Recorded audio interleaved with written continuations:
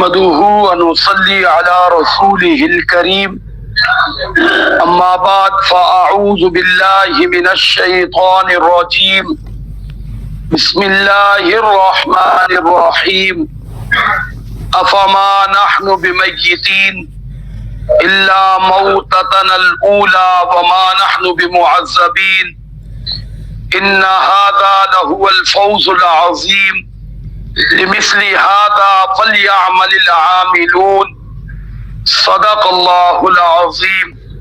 درود شریف پڑھ لیں. اللہم صلی علی محمد وعلی آل محمد کما صلیت علی ابراہیم وعلی آل ابراہیم انک حمید مجید.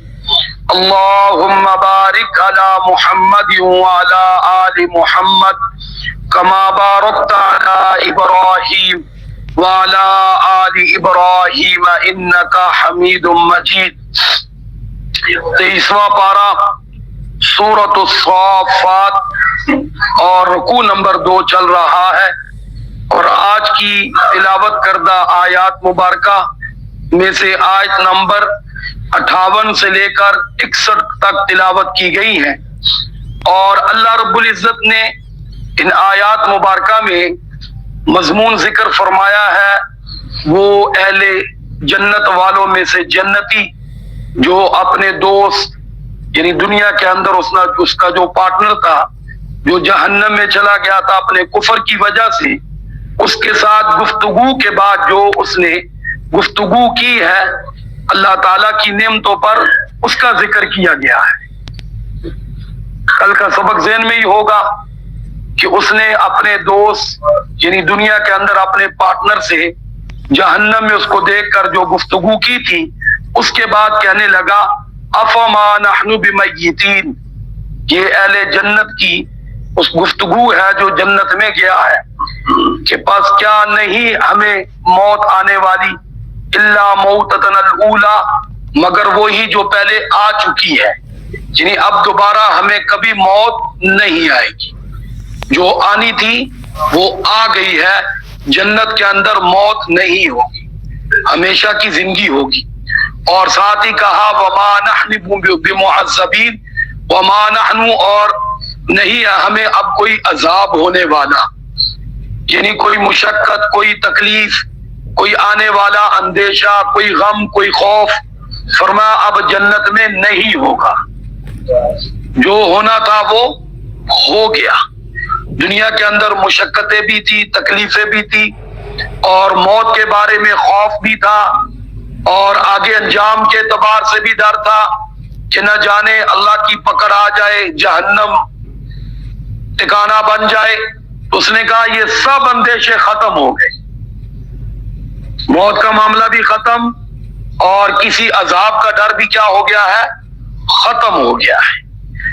اور ساتھ اس نے کہا ان ھذا لہو الفوز العظیم، یہ ہے بڑی کامیابی، جنت میں پہنچ جانا یہ ہے بڑی کامیابی، اس کے بعد کوئی ناکامی نہیں.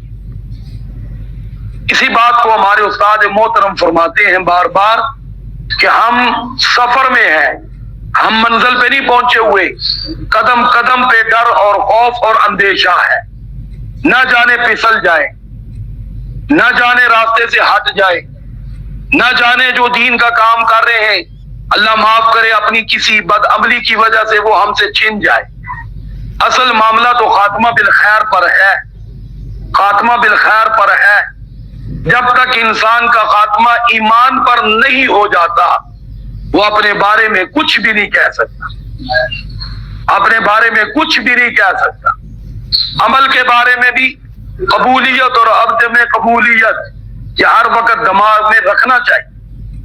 ہمیں جو نماز کے بعد استغفار کا کہا گیا ہے وہ اسی لیے کہا گیا ہے کہ نماز پڑھنے کے بعد کہ غرور تکبر میں مبتلا نہ ہو جانا، بلکہ اپنی اس نماز کی فکر کرنا، کہیں ایسا نہ ہو کہ یہ ہمارے منہ میں مار دی گئی ہے. اس لیے استغفار کر کے اللہ سے معافی مانگ لینا کہ یا اللہ اگر منہ پر مارنے کے قابل ہے تو ہم معافی مانگتے ہیں، ہم معافی مانگتے ہیں. تو اس لیے بہرحال ہم سفر میں ہیں، ہم ابھی منزل پہ نہیں پہنچے. جب تک مسافر منزل پہ نہ پہنچ جائے اس وقت تک اس کو ہمیشہ فکر میں رہنا چاہیے. بے فکر نہیں ہونا چاہیے. بے فکر نہیں ہونا چاہیے. بے فکر ہوا تو گیا.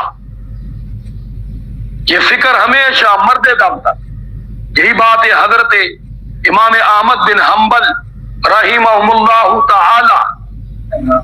عظیم آدمی ہے. عظیم آدمی. لیکن آخری وقت زبان مبارک پہ ابھی نہیں جی. وہ جب موت و حیات کی کشمکش میں ہے فرماتے ابھی نہیں. طبیعت سنبھلی. شاگردوں نے پوچھا حضرت کیا فرما رہے تھے؟ کہا شیطان مردود آ گیا. کہنے لگا احمد بن حنبل تو بچ گیا ہے. فرمایا ابھی نہیں بچا. ابھی تیرے حملوں سے نہیں بچا. تیرا داؤد چل سکتا ہے, تو کامیاب ہو سکتا ہے, تو مجھے راستے سے پھسلا سکتا ہے, کیونکہ ابھی میری روح اور جسم کا تعلق برقرار ہے. اگر یہ ٹوٹتا ہے روح اور جسم کا تعلق ایمان پر, کلمے پر, پھر تیرے شر سے بچ گیا ہوں, پھر میں پر امید ہوں, پھر میں بے فکر ہوں. لیکن جب تک یہ تعلق برقرار ہے تیری طرف سے خطرہ موجود ہے. تیری طرف سے فکر میں رہنا کہ کہیں تو حملہ نہ کر دے, یہ میرے اوپر لازم ہے. اور میں اور آپ اس کا بھی محاسبہ کرتے رہنا چاہیے. کبھی ہم بولو کس میں ہے؟ سفر میں ہے. ابھی ہم منزل پہ نہیں پہنچے, یہ منزل پہ پہنچ گیا ہے. اس کی گفتگو منزل میں پہنچنے کے بعد ہے. یہ کہہ رہا ہے ان ھذا لھو الفضل العظیم. یہ ہے بڑی کامیابی, کیونکہ اپنے ٹھکانے پہ پہنچ گیا ہے, اپنی منزل پہ پہنچ گیا. اب وہاں وہ کہہ رہا ہے اب موت کوئی نہیں ہے, جو آنی تھی وہ چلی آ گئی اور ختم ہو گئی. لیکن میرے اور آپ پر موت آنی ہے. اللہ اس کی سختی سے محفوظ رکھے. نہ جانے وہ کس حال میں آنی ہے, نہ جانے وہ کس حال میں آنی ہے.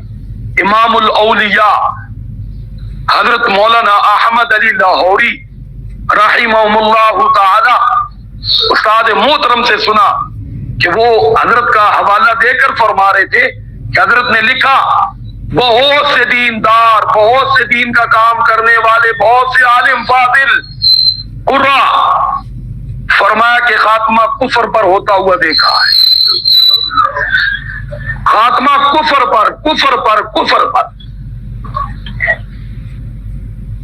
یہ جو آدمی فرما رہے ہیں صاحب کشف ہے, تو ان کی عام بات سنی سنائی نہیں ہوتی.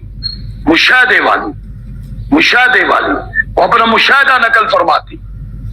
اس لیے فرمایا کرتے تھے استاد جی, فرماتے ہیں بھی کہ ابھی ہم سفر میں ہیں, ابھی ہم منزل پہ نہیں پہنچے.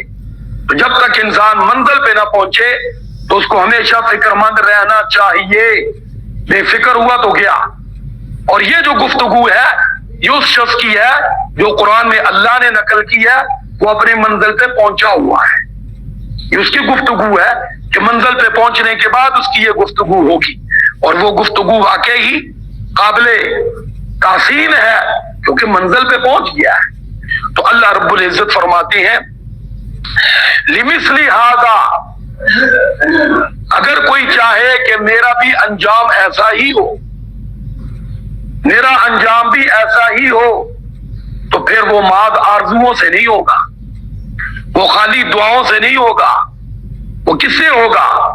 اللہ نے فرمایا فَلْيَعْمَلِ الْعَامِلُونَ, اس کو چاہیے پھر عمل کرے ایسے جیسے اس نے کیے ہیں. بات عمل سے بنے گی, بات عمل سے بنے گی, بات عمل سے بنے گی, عمل کے بغیر نہیں بنے, کیونکہ یہاں اللہ نے بھی عمل ذکر کیا ہے. یہ نہیں فرمایا اس کو چاہیے دعائیں کرے, نہیں, دعائیں تو ہوں گی, عمل بھی کرنا پڑے گا. یہ نہیں فرمایا اس کو چاہیے دعائیں کروائے, نہیں, اس کو چاہیے عمل کرے, ہمت کرے, کوشش کرے, محنت کرے, پھر یہ منزل ملے. اب یقیناً میں اور آپ بھی چاہتے ہیں کہ ہم بھی اس منزل پہ پہنچ جائیں, ہم بھی عذاب سے بچ جائیں, ہم بھی اللہ کی پکڑ سے بچ جائیں. تو میرے اور آپ کے لیے بھی یہی حکم ہے, ہر شخص کے لیے یہی حکم ہے کہ جو بھی اس منزل کا متمنی ہے کہ مجھے جنت مل جائے، میں جنت میں چلا جاؤں جہاں ہمیشہ کے غم ختم، ہمیشہ کی فکریں ختم، ہمیشہ خوشیاں، ہمیشہ صحت، ہمیشہ جوانیاں۔ پیچھے آپ نے جنت کی نعمتیں پڑھی سنی ہے، تو میرے بھائی اس کے لیے پھر عمل کرنا پڑے گا۔ سب سے پہلی اور بنیادی چیز جو یہاں اس شخص کی ذکر کی ہے، عقیدہ درست کرنا پڑے گا، عقیدہ درست کرنا پڑے گا، کیونکہ یہاں جنت اور جہنم کا معاملہ عقیدے کی بنیاد پر آیا ہے۔ جو مثال میں یہاں ذکر کیا گیا ہے، اس کا عقیدہ تھا کہ میں اپنی جنت یہاں دنیا میں بیٹھ کے بناؤں گا، تب میری جنت بنے گی، اس لیے یہ ہر دینار صدقہ کرتا رہا۔ جنت کی زمین خریدی یعنی پیسہ خرچ کر کے، جنت میں محل بنایا 1000 دینار خرچ کر کے، جنت کے اندر اپنے لیے حور کا انتخاب کیا 1000 دینار خرچ کر کے، جنت کے اندر غلمان کا، نوکروں کا اس نے اپنا وہ اہتمام کیا، انتظام کیا مال خرچ کر کے، تو ہمیں بھی کرنا پڑے گا۔ اور جہنمی نے جہاں عقیدہ اس کا خراب تھا کہ مرنے کے بعد دوبارہ زندگی کا قائل نہیں تھا، اللہ کی بارگاہ میں حاضری کا قائل نہیں تھا، وہاں اس نے اپنا مال یہی لٹایا، یہاں کی زمین خریدی، یہاں بنگلہ بنایا، یہاں شادی کی، یہاں نوکر چاکر کا انتظام کیا، یہاں عیش و عشرت ساری کر لی، اس کا انجام جہنم ہے۔ اور جس نے یہاں بیٹھ کر اپنی جنت کو بنایا، اس کا انجام جنت ہے۔ تو اس لیے میرے بھائی جنت کو یہاں بیٹھ کر بنانا ہے، اور وہ بنتی ہے فَلْيَعْمَلِ الْعَامِلُونَ پر عمل کرنے سے۔ تو اللہ رب العزت کی بارگاہ میں دعا ہے، اللہ مجھے اور آپ کو بھی ذرا بیدار ہونے کی توفیق عطا فرمائے، ہمت کرنے کی توفیق عطا فرمائے۔ آج جس طرح ہم اپنی دنیا بنانے کے لیے ماشاءاللہ چوکو چوبند ہیں، بڑی ہمت ہے، بوڑھا کیا، جوان کیا، عالم کیا، عوام کیا، سب کی دوڑ لگی ہوئی ہے، ریس لگی ہوئی ہے۔ اللہ کرے ایسی ریس ہماری آخرت بنانے میں بھی لگ جائے، جنت بنانے میں بھی لگ جائے۔ اور دوسری بات، بڑی اہم بات، حضرت مولانا حکیم الامت مولانا اشرف علی تھانوی رحمہم اللہ تعالی نے لکھی ہے کہ بعض لوگ کہہ دیتے ہیں ہمیں جنت نہیں چاہیے، ہمیں حوران غلمان نہیں چاہیے، ہمیں وہاں چیزیں نہیں چاہیے، بس ہمیں تو صرف اللہ کی رضا چاہیے، ہمیں تو صرف اللہ چاہیے۔ فرمایا نہیں، اللہ نے ان چیزوں کا ذکر کیا ہے، ان چیزوں کی بھی تمنا رکھنی چاہیے، یا اللہ تیری رضا بھی چاہیے، تیری رحمت کی جگہ جنت بھی چاہیے، جنت میں محل بھی چاہیے، مادی چیزیں بھی چاہیے، وہاں کا میٹھا پانی بھی چاہیے، وہاں کی ٹھنڈی ہوا بھی چاہیے۔ یہ مادی چیزوں کے بارے میں بھی اللہ سے مانگنا چاہیے۔